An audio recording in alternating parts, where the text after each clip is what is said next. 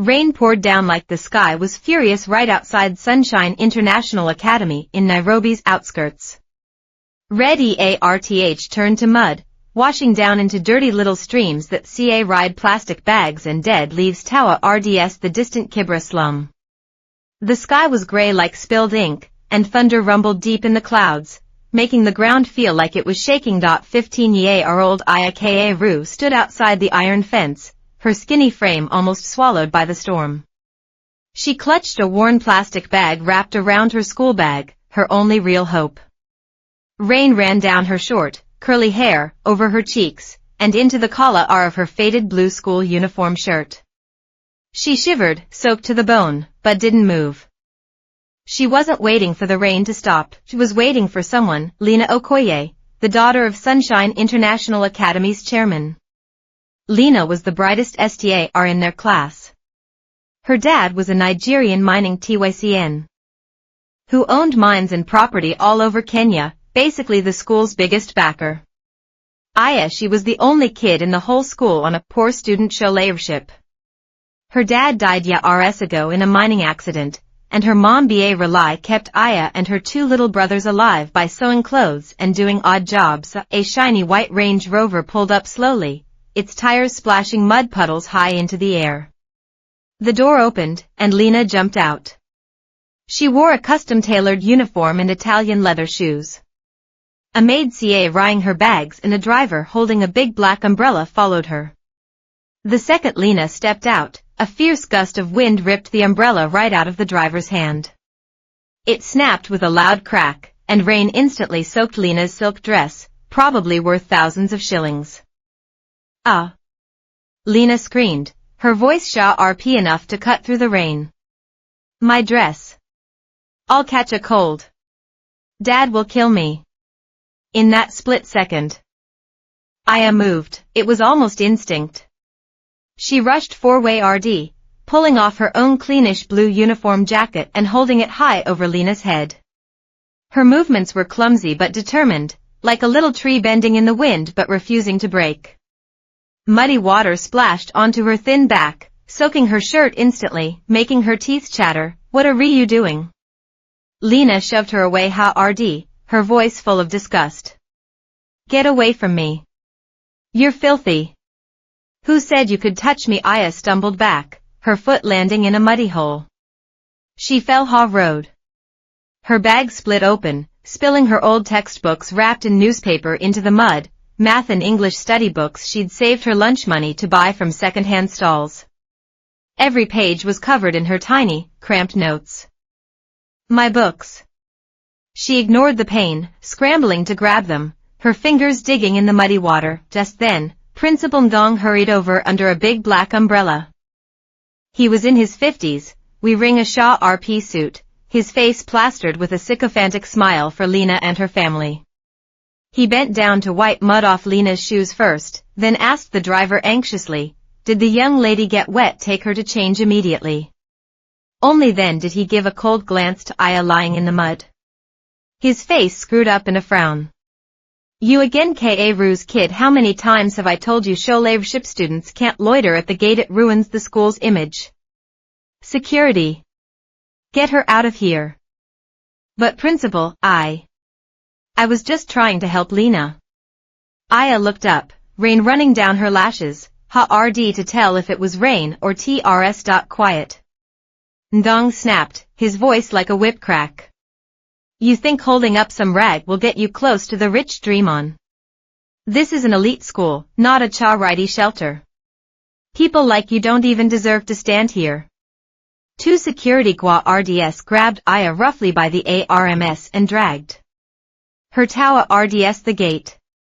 She struggled, looking back just in time to see Lena smirking under a new umbrella, while Principal Ngong bent down to straighten Lena's skirt, smiling like the girl soaked in mud moments before had never existed. Aya was thrown outside the gate, landing hard in the mud. The gate slammed shut with a loud bang, the chain rattling like a slap across her heart. That night, Aya huddled in their tin shack in the Kibra slum. Rain leaked through the roof, she'd put pots and pans on the floor to catch the drips. The plink-plunk of dripping water echoed like a countdown. In the dim light of a kerosene lamp, her mom was sewing patches onto an old shirt. Her little brothers were already asleep, breathing softly. Mom. I got kicked out. Aya finally spoke, her voice soft, like she was afraid to wake something up. Her mom's hand paused, the needle stopping in the cloth. She didn't look up, just asked quietly, why? I said I wanted to help Lena, with the rain. They said I ruined the school's image. Said I'm poor, I shouldn't go near her. Her mom was silent for a long time. Finally, she put down the needle and thread and came over to hug her. Her hands were rough but smelling of laundry soap and sweat. Child, she whispered, not all rain can be blocked. But remember this, dignity matters more than an umbrella. You tried to shield someone today. Even if they pushed you away, your heart was clean. Them throwing you out. That's their shame, not yours. Aya buried her face in her mom's chest and finally cried. She remembered her elementary school days, when that white lady teacher gave her a poster of Heartwarming University. It showed old red brick buildings and green lawns, with the words, knowledge is the only umbrella. She'd kept that poster pinned to the tin wall, protected under a piece of glass, refusing to take it down, no matter how much the wind and rain beat against it. Mom, I want to study. I don't want to just give up. Her mom stroked her hair. Then study. Even if no school will take you, I'll study with you. The next day, Aya went to the community library. It was a small building made from an old church. The roof leaked, the shelves were crooked. The librarian, old Joseph, a retired teacher with thick glasses, sighed when he saw her come in with wet shoes. Aya, he roared. That Ngong, such a snob. He'll get what's coming to him. He pulled a stack of high school textbooks from behind the counter. Take these. Forget that school. Real education isn't found in marble halls. It lives in a heart that refuses to stop learning. Aya held the books like they were lifelines. She root working days at the market, helping people keep their accounts for 20 shillings an hour. At night, she studied by the library's electric light. She copied every problem onto scrap paper and worked them over and over. She joined night classes run by the African Girls Education Project, AGEP. The classroom was the church hall, the desks were planks of wood, the teachers were volunteers. She met Dr. Sara Mukonga, a math tutor from Rwanda. Sara had lost her whole family in the genocide, taught herself to get into Cambridge, and now she was back in Africa, so no girl has to walk the path I did. Aya, Sara said, her eyes shining as Aya solved a tough calculus problem, you're not just studying for yourself. You're studying for every girl who gets soaked by the rain and has no one to hold an umbrella for her. Aya nodded. She knew that rain wasn't just weather, was a wall of class, a knife of prejudice, the invisible violence countless African girls faced every day, but she also understood, knowledge was the only light that could pierce through that wall. 5 years later, standing on a stage at Heartwarming Road, speaking to students from all over the world, she would say, the most important lesson of my life wasn't learned in a classroom. It was during a downpour, taught to me by my mother, dignity is never something someone else gives you. But right then, in that rainy Kibra night, that muddy girl didn't know her future. She only knew one thing. Tomorrow, she was going back to the library, because books hold umbrellas. News that Aya Karu was officially kicked out of Sunshine International Academy blew through Nairobi's streets like a gust of wind. The newspapers briefly mentioned it, poverty-stricken student advised to leave due to disruption. No one spoke of the rain. No one remembered the blue jacket. But in the Kibra slum, the news landed like a rock dropped into still water. Kids gathered near Aya's shack. Their eyes held pity, even fear. They knew Aya was the only one among them who had almost made it out. Now, even she'd been thrown back. Aya, sister, will you still study? A neighbor girl whispered, clutching a tattered math book. Aya crouched down, gently wiping dust from the child's face. Yes, of course. The school didn't want me, but knowledge won't turn me away. She didn't cry. She didn't lie down and wait for fate to roll over her. She knew TRS couldn't wash the mud off the red dirt roads, but maybe books could pave a new path. The next morning, before dawn, Aya walked out. She trekked for 2 hours to the admissions center for East Africa Future Academy in central Nairobi.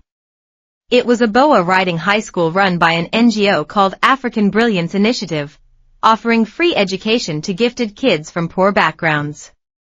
They only took 50 students a year, but thousands applied. She queued for 6 hours. Finally, her turn came. The admissions officer flipped through her report card, eyes lighting up. Maths 98%, English 95%. These books, you studied these yourself? Aya nodded. From the library. And old textbooks people threw away. The officer paused, then handed her a form. Written exam tomorrow. Bring all your notes. That night, by kerosene lamp, Aya organized her knowledge treasury, dozens of pages crammed with handwritten notes, written on scrap paper, wrapping paper, even the backs of food sacks. For every problem, she'd traced her steps, scribbling things like why wrong and remember next time. During the written exam, she answered swiftly. The final math problem involved university-level function analysis. She solved it using a grid thinking approach from a traditional African counting method. The examiner was stunned. This child, knowledge is her natural home. A month later, the acceptance letter came. Aya Ka top overall score. Full scholarship. The slum erupted. Neighbors danced, banging on tin buckets. Old Joseph brought her new notebooks. Her mother killed their one egg-laying chicken, king of fragrant stew. Today, she said, we celebrate dignity's victory. In 2020, Aya stepped into East Africa Future Academy.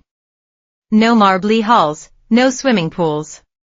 But there were clean dorms, steady electricity, and teenagers just like her, kids who'd crawled out of the mud. They were from Rwandan refugee camps, Somali war zones, drought-stricken villages in Malawi, all with the same fire burning in their eyes. Here, Aya used a computer for the first time. She read about big data for the first time. She read global inequality for the first time. She drank in knowledge like a desert after rain. She studied math and social sciences. Outside class, she root the Umbrella Project, organizing weekly tutoring sessions for dropout kids back in Kibera. Why Umbrella Project? A boy asked her. Aya pointed to an old umbrella repurposed as a sunshade outside their classroom. Because we've all been soaked. Now, it's our turn to hold the umbrella for others. Her story began to appear in the media. The Kenya Times ran a feature, Tin Hut Girls Heartwarming Road Dream. The photo showed Aya standing before her iron sheet home, holding up that old Heartwarming Road poster, her gaze unwavering, cut out the newspaper clipping and stuck it on the first page of her notebook. Next to it, she wrote, not a dream. A goal. Then came. COVID swept across Africa. Schools closed. Learning moved online. But Aya's home had no power, no internet. Every day, she walked 10 kilometers to the town's only internet cafe, just to download a single Road open course lecture. She used saved pocket money to buy a second-hand external hard drive, storing hundreds of hours of lectures, route writing. To the Road admissions office. Not to beg, but to submit her RCH, an African model for educational equity, empirical analysis based on Kibera community. In her letter, she wrote, I come from a place where girls can't even hold an umbrella. But I believe knowledge can rebuild the whole sky. I don't want to escape Africa. I want to return with HRD's wisdom to fix our leaky roofs. She drank in knowledge like a desert after rain. She didn't give up. She translated her paper into English and submitted it to the African Youth Cholet RS Forum. It won second prize.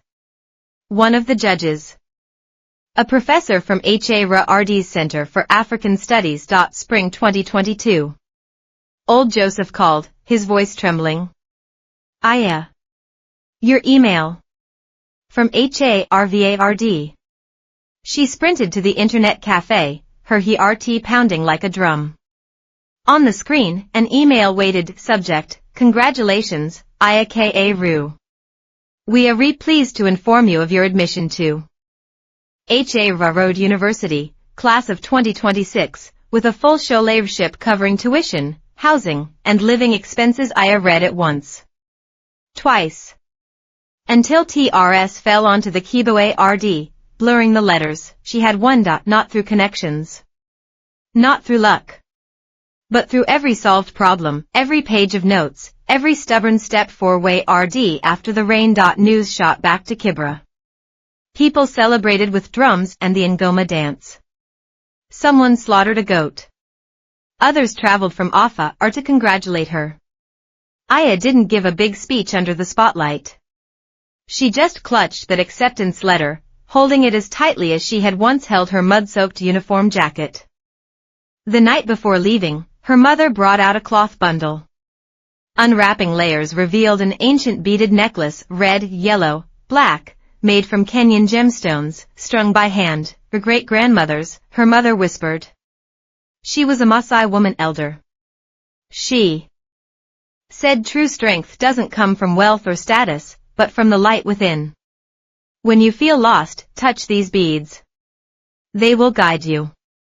Aya put on the beads. Their CL touch made her focus. Ahead lay Boston, an ocean away, snow she'd never seen, a new language, a different culture, but she knew what she was taking with her wasn't just a dream. She saw ride the dirt of Kibra. Her mother's needle and thread. Old Joseph's books. Dr. S.A. Ra's look of belief. And the memory of that dry space she'd tried to create under a storm for someone else, long ago. September 2022. Aya Ka-Ru Boa ride the plane bound for America. As it lifted off, she looked down at Nairobi through the window and whispered, I'm leaving. But I'll be back. She didn't know then that 5 years later, she'd return as a Harvard professor. That the principal who had thrown her out would one day stand before her, waiting for judgment. For now, she was just an African girl with a dream, flying towards a bright future. Her story, it was only just beginning. Plane touched down at Boston Logan Airport. Snow. Aya Ka-Ru stood face to face with real snow for the first time. It was something she'd only ever known from books and movies. Tiny white flakes drifting down like soft feathers, coating red brick buildings, blanketing streets and lawns. As she stepped onto the tarmac, a blast of Arctic air pierced her coat, searing her skin. Instinctively, her fingers brushed the beaded bracelet on her wrist, her mother's talisman, her last physical connection to African soil. The Harvard campus looked like a painting. Old clock towers. Libraries covered in ivy. Students bundled in thick parkas walking around, their breath making little clouds in the air. Aya, wearing a thick coat from a thrift store and carrying her worn backpack, stood by the Charles River feeling like Cinderella who'd stumbled into a fairy tale. She was lost on her very first day of class. Professor talked so fast, full of slang and cultural references she didn't get. Classmates chatted about the new show on Netflix and Thanksgiving plans. Thanksgiving was a word without meaning. At lunch, sta ring at the overwhelming array of food in the dining hall, cheeses, turkey, yogurts. She couldn't find anything familiar or like ugali or maize porridge. Quietly, she pulled out her own dry flatbread and water bottle, sitting alone in a corner. But she didn't back down. She woke up at 6 a.m. every day to hit the library and prep for class. She printed out lecture slides and used a dictionary to translate them word by word. She recorded lectures and listened back until she could repeat every argument. In her development economics and social equity class, when the professor talked about the global poverty trap, Aya raised her hand. In Kibra, we call it the red dirt cycle. One generation mines, the next sows, the next scavenges. No one climbs out. A hush fell over the room. The professor's eyes lit up. Could you elaborate? Aya stood up, slipping into Swahili as she told a story. A mother walking 10 kilometers daily to collect plastic bottles, just to afford school for her child. The child gets into a good school, but can't pay the uniform fee, gets turned away. Finally, the child ends up back in the slum, repeating the mother's life. That, Aya finished, back in English, is our cycle. It's not laziness, it's not stupidity. The system leaks, and we don't have umbrellas. The class was silent. After a road, the professor stopped her. Aya, your perspective is invaluable. You're not just learning knowledge, you're using it to explain the world. She sta root weaving African experiences into her papers. In Colonial Legacies and Educational Fractures, she quoted a Maasai saying, "One person's wound is the village's warning bell." She analyzed elite schools' admissions policies, showing how they just copied old class divides. Her papers got a plus after a plus. Professors wrote notes like, "You bring the wisdom of the South." By 2023, she had sta root the Southern Voices Collective. She brought together students from Africa, Latin America, Southeast Asia to gather local solutions, community banking schemes empowering women entrepreneurs in Malawi, women's cooperatives fighting food crises in Ghana, drought-proof farming techniques in Ethiopia. The West keeps wanting to save us, she said at a talk. They forget Africa has its own survival wisdom. We don't need handouts, we need dialogue on equal footing. Africa Futures magazine featured her views. A girl from Kibra is redefining development at Heartwarming Road. At the end of 2023, she was invited to speak at the Global Young Leaders Summit in New York. The room glittered with politicians, CS, and famous Shole RS. When it was her turn, the room fell silent. She didn't wear a suit. Instead, she wore a dress of Kenyan hand-dyed fabric, bold stripes of red and black like burning flame. Standing in the spotlight, her voice was calm but strong. 5 years ago, I was thrown out of school for trying to shield a rich girl from the rain. Today, I stand here not for revenge, but to prove this, a girl's destiny shouldn't be decided by a storm. She spoke of Kibra kids finding books in the trash. Mothers holding families together with sewing needles. Old teachers tutoring future Shole RS in leaky churches. We are not victims. We are survivors. And survivors, she read, are best place to design the future. The applause was thunderous. A UN official stood up. This is true sustainable development, led by the South, for the South. The video went viral across Africa. Girls posted online, Aya, you are umbrella. Hashtag Aya's my umbrella trended. Fame washed over her like rain on stone. It left no mark. In 2024, Google offered her a huge salary for their Africa digital education project. She said no. I'm going back to Heartwarming Road for my PhD. I need the academic strength to rebuild African education. She joined the Africa Education Renaissance, a project led by African diaspora professors to break the Western-centric model and design homegrown curriculums. Her PhD advisor was Professor Amina Mahfouz, a celebrated Algerian thinker dedicated to decolonizing education. Aya, her advisor told her, you're not just writing a thesis. You're reclaiming a continent's name.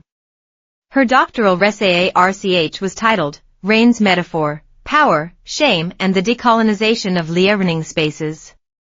She interviewed 50 African girls thrown out of elite schools, collecting their stories. She analyzed how managing the school's image became a tool for kicking out the poor. She developed the dignity education theory. Real learning must first repair the self-worth shattered by poverty and prejudice. She designed a teaching model called Dignity Circles, mixed student backgrounds, collaborative projects across class lines, weaving local knowledge into the curriculum. Paper wasn't even finished, but it set academic circles buzzing. The Quarterly Review of Educational Studies called it a potential game changer for 21st century African education. EARLY 2025, Aya Ka Ru, aged just 25, became the youngest African woman appointed an associate professor at the Heartwarming Road Graduate School of Education, and the first Kenyan to hold a tenured professorship at an Ivy League school. News exploded. The Kenyan president sent congratulations, national TV aired celebrations. Meanwhile, back at Sunshine International Academy, Principal Ndong was drowning. In chaos, the school's reputation was in the gutter, thanks to Aya's story and Ndong's own corruption scandals. Parents pulled their kids out.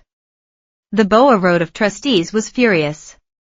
The Ministry of Education launched an investigation. Ndong scrolled through news updates about Aya, his hands shaking. He remembered that rainy day 5 years ago. He remembered his own sneering words, "This is an elite school, not a charity shelter." He had no idea the real storm was coming, all the way across the ocean. And Aya, she was already packing her bags. "It's time," she told her advisor. "The thesis can wait. Africa's children can't." Her advisor hugged her. "Go. Take the umbrella back." August 2025. Aya Boa ride the flight home. This time, she wasn't the girl clutching a worn school bag. She was Professor Ka Ru, not just a name, but a promise kept. The umbrella in countless girls' eyes, and her first stop the very school gates that had once slammed shut in her face. She knew why she was going back. It wasn't to beg for a place, was to change the system. August 2025. Nairobi's sky was a flawless blue, the sun baking the red Earth roads, like it wanted to dry up every muddy memory. When Aya Ka Ru stepped off the plane, there were no cameras flashing, no crowds with flowers. She wore a Shah RP navy blue suit. The beaded bracelet on her wrist glowed softly in the sunlight, a smooth line connecting what was and what would be. She didn't go back to her family first. First stop, the Kenyan Ministry of Education. In her hand was an official document, the Memorandum of Understanding between the African Future Education Alliance and the Government of Kenya. As lead advisor for HARD's Africa Education Renaissance Project, she would SPEA Riyadh the pilot reform of 100 dignity schools. The very first pilot school, Sunshine International Academy. When Aya walked through the gates, the security guard froze. That face. He remembered it too well, the girl dragged out 5 years ago, now standing before him calm and steady, her gaze steady, burning with quiet fire. "I'm here to see the principal, Mr. Ngang." Her voice was quiet, but impossible to ignore. Ngang rushed out, suit and tie in place, a smile plastered on his face, but unable to hide the panic in his eyes. "Madam, how may I am Professor Aya Ka Ru," she stated evenly, handing him her ID. Associate Professor, Heartwarming Road University. Lead Director of the Education Reform Project. Ndong's face went ghostly white. He recognized those eyes, the ones that had read up from the mud in the rain 5 years before. Now, she stood above him, solid as a mountain. His mouth opened, but no sound came out. Aya didn't announce the reforms yet. She went first to Kibra. Old Joseph's library was still there, the roof patched with new tin, the walls painted white. Tears streamed down his wrinkled face when he saw her. I knew you'd come back. Your great-grandmother's beads protected you." She went to the AGEP night school. Dr. Sara Mukonga hugged her tight. "You did it, Aya. You didn't walk alone. You ride the future of all our girls." She gave a talk at the community center. Children sat circled around her, listening to stories of Boston's snow, Heartwarming Road Libra Rise, how African ideas could change the world. "Knowledge isn't a ship for running away," she told them. "It's a bridge back home." 3 days later, the ministry held a Sunshine International Academy reform hearing at the Nairobi Conference Center. The place was packed, press, parents, teachers, students. Ndong sat in the front row, sweat beading on his forehead. Aya stood at the podium. The projector screen glowed, revealing an old photograph, a small girl, soaked through, holding up a ragged uniform jacket to shield a rich girl from the rain as security guards dragged her away. Aya's calm voice cut through the room like thunder. Is 2020. The moment I was thrown out for trying to shield a classmate. This photo is the face of inequality in African education. We measure dignity by wealth, define worth by accident of birth.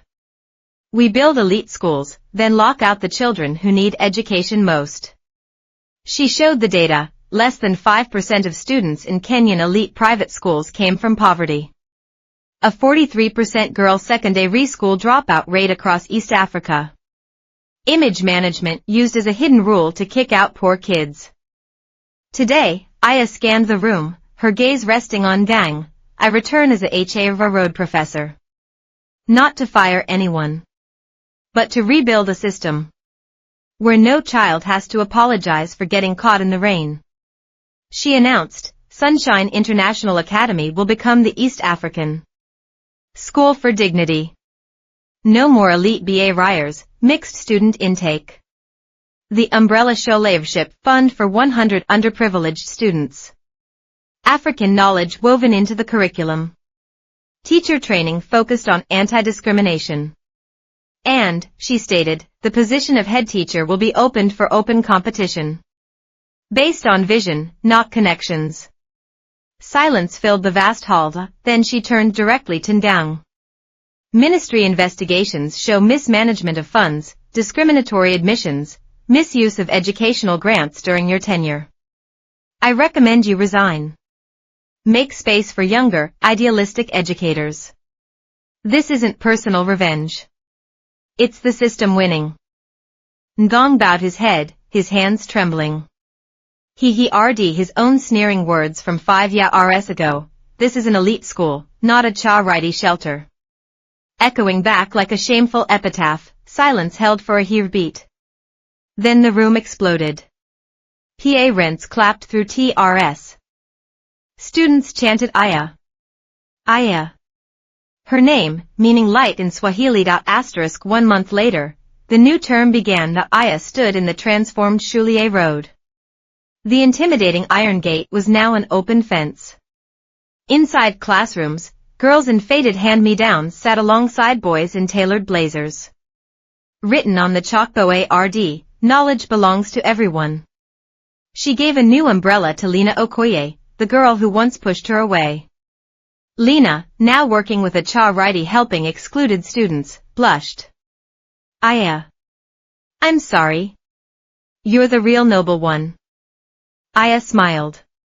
Umbrellas, she said gently, are meant to shelter everyone. Rain began to fall again. Kids didn't run for cover. They opened their umbrellas, walked 2 by 2 into class. Aya stood under the eaves, watching a group of young children walk hand in hand down the red dirt path, their laughter bubbling up above the drumming rain. Old Joseph approached, handing her a mug of hot tea. Your great-grandmother would be smiling. Aya looked out. Tawa RDS Kibra, Tawa RDS the future unfolding. I'm home, Mom, she whispered. I brought the umbrellas. And the light. The rain stopped. Clouds broke. Sunlight spilled onto every wet leaf in the Cordier Road. The path to the classrooms wasn't muddy anymore. Just small footprints, side by side, pointing Tawa RDS what could be, she knew. That particular storm, the one that began so long ago, had finally passed. Her story, it was ready to become the song sung across Africa, from one generation of girls to the next.